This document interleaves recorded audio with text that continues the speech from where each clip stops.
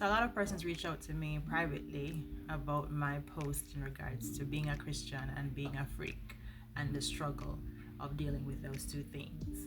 Now, we first have to understand why it's a struggle, because I had sex outside of marriage. I got introduced to sex, unfortunately, through violent means at a very young age.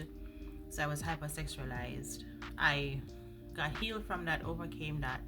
However, I was exposed to things sexually and I maintained myself. I got married. I was able to express those things in a way that was now in covenant. And being in my marriage, I thought I would have been in my marriage long term. It didn't work out that way. So now having to retract those feelings, having to retract and now deal with the ramifications of that is what's challenging. What I also want us to not do is to demonize sex, demonize enjoying sex. I don't want us to make that such a thing that we've given over to the world, that non-Christians have more exciting and fun sex than Christians do.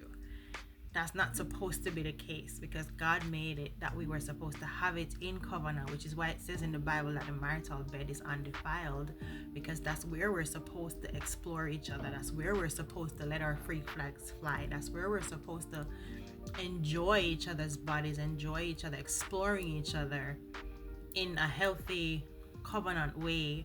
But it has been perverted, and now the church has done, or the Christian space has had to try to overcorrect by demonizing sex and making young people think that it's bad and there's something's wrong with it, and if you're doing it you're going to hell and all this. That's not the truth.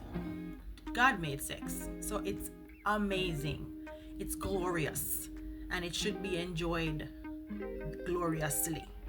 However, it's where it becomes destructive, it's when it's being done in the wrong context, which is outside of the covenant of marriage, and then the enemy gets to do all kind of things, and there's all these soul ties and these spiritual attachments and things that we have to break from, because it comes with all these complications. So sex itself is not bad. Wanting to be exploring yourself and your partner is not bad. Needing to do that in the confines and the context and the safety of marriage is where we get to do all the glorious things. And it should be. So can we normalize talking about it? Can we normalize for married people to be honest, that sex is amazing, that wanting to have sex with your partner, that being intimate with your partner physically, emotionally, spiritually, all those things are all wrapped up in it, is amazing. And if you're not experiencing amazing sex in your marriage, then you need to figure that out and figure out why. And it's been so normalized that men have these sexual urges that they just can't control, and women have them too.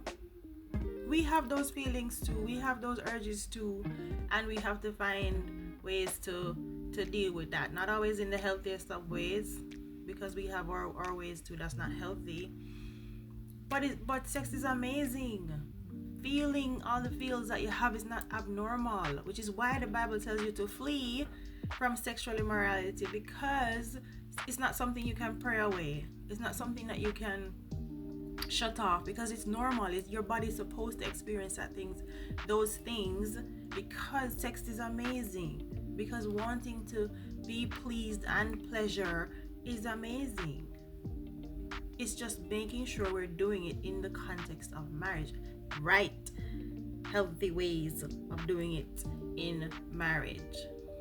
Doing it outside of marriage, it's fun in the moment, but when you're done, you have all the icky stuff that come with it afterwards. And we all know what that feels like for all of those of us who have been sexed outside of our of the marriage, of the covenant of marriage. It comes with all these complications, it comes with all these other things, but sex itself in the unity of marriage is beautiful, amazing, and it should be enjoyed as such. And you should be able to explore yourself with your partner freely and safely, because you're supposed to be each other's only. And there's so much things that you can do and explore with each other to make it fun and exciting. So the church has, and that's just, I'm not using the term church as in the building, but church, the Christian institution, has made the enjoyment of sex such a bad thing that now when Christian people get into their marriage, they feel like it has to be boring, or they're missing something if they're not doing it the world's way. When the reverse should be true. The world should want to be like, yo, I want to be doing that. I want to be exploring and having fun that way in the confines of my marriage, under the covenant of marriage, so that I can fully enjoy it without all the guilt and the shame and all the extra stuff that come with it, and the sexual traumas and the possible STDs and the outside pregnancies and all this extra stuff that come with it. When it's done in your marriage, then you can enjoy it to the fullest. And you should be having glorious sex in your marriage. And if anybody else is telling you otherwise, that's rubbish, because God made it and he don't make no mistakes.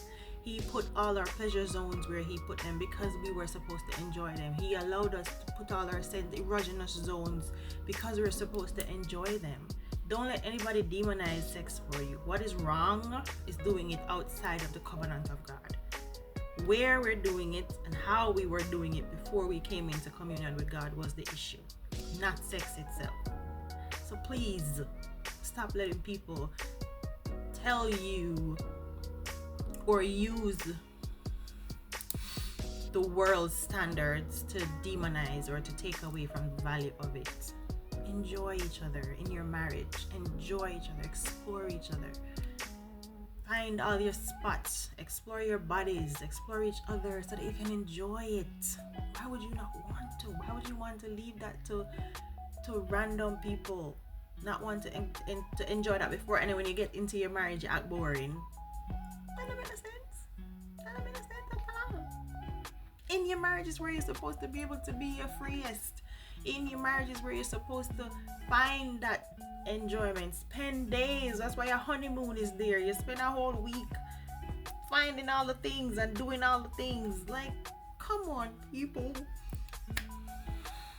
Sex inside the context of a healthy covenant marriage is beautiful.